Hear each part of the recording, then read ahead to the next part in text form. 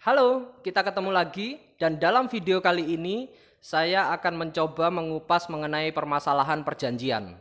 Apa-apa saja syarat dalam sebuah perjanjian dan bagaimana idealnya perjanjian itu bisa dikatakan sah menurut hukum yang berlaku di Indonesia.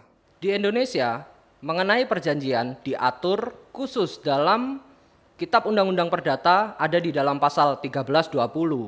Di dalam pasal 1320 diatur mengenai syarat sahnya perjanjian. Ada 4 syarat di sini dan satu persatunya akan saya ulas dalam video ini. Berbicara syarat sah dalam sebuah perjanjian. Pada pasal 1320 Kitab Undang-Undang Hukum Perdata, di sini dijelaskan mengenai syarat, ada 4 syarat terkait keabsahan sebuah perjanjian. Syarat yang pertama, adanya kesepakatan para pihak. Di sini yang dimaksudkan adanya kesepakatan para pihak adalah di mana para pihak dalam perjanjian harus sepakat, setuju, dan dalam unsurnya tidak ada paksaan, penipuan, dan kekilafan. Hal ini dijelaskan di dalam pasal 1321 Kitab Undang-Undang Hukum Perdata. Dan pada syarat yang kedua, adanya kecakapan untuk membuat suatu perikatan. Dalam hal kecakapan yang dimaksudkan, di sini diatur mengenai kecakapan pada pasal 1330 KUH Perdata. Orang yang membuat perjanjian atau kesepakatan secara umur harus dewasa menurut undang-undang. Dan dewasa menurut undang-undang dalam membuat perjanjian di Indonesia adalah umur 21 tahun. Di situ ketentuannya diatur pada pasal 330 Kitab Undang-Undang Hukum Perdata. Dan untuk yang selanjutnya, di sini dijelaskan urutan yang ketiga adalah adanya objek yang diperjanjikan. Yang dimaksud objek yang diperjanjikan di sini tentu saja ketentuannya berupa barang atau jasa. Dan untuk syarat sah yang terakhir, di sini dijelaskan suatu sebab yang diperkenankan. Yang dimaksudkan adalah isi perjanjian dilarang oleh undang-undang untuk tidak bertentangan dengan keasusilaan atau ketertiban umum.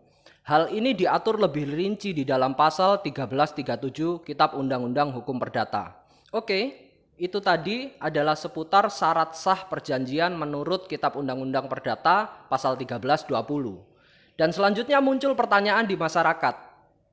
Salah satu pertanyaan adalah bagaimana ketika perjanjian ini tidak disertai materai? Muncul pandangan di dalam masyarakat mengenai perjanjian yang di dalamnya tidak disertakan materai itu tidak sah. Saya akan ulas mengenai perjanjian yang tidak disertai materai.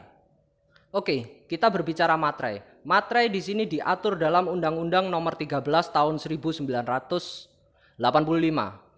Materai sebetulnya adalah pembayaran pajak atas dokumen. Jadi saya ulangi, bea materai adalah pembayaran pajak atas dokumen. Dokumen apa saja sih yang sekiranya dikenakan pajak?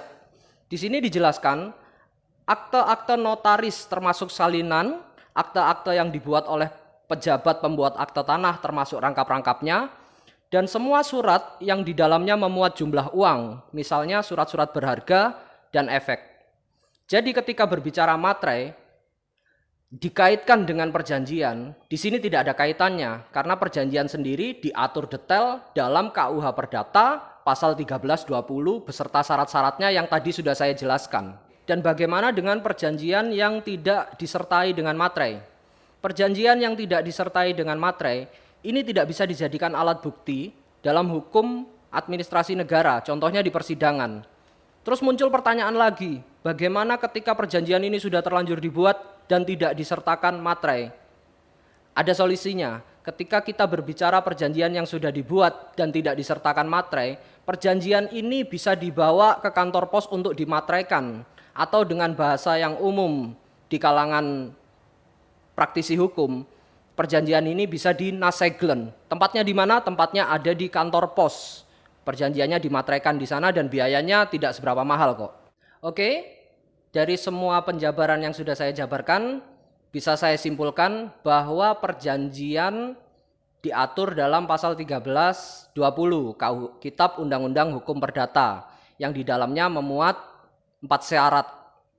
Dan terkait dengan materai yang biasanya umum di kalangan masyarakat mengenai perjanjian yang tidak dimateraikan dianggap tidak sah, sudah saya jelaskan bahwa materai adalah pembayaran pajak atas dokumen.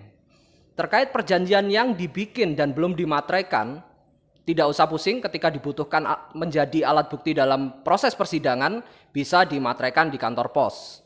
Oke, itu tadi seputar perjanjian dan sedikit ulasan seputar materai. Selanjutnya kita ketemu lagi masih seputar permasalahan hukum. Tetap optimis, tetap bekerja, dan salam semangat.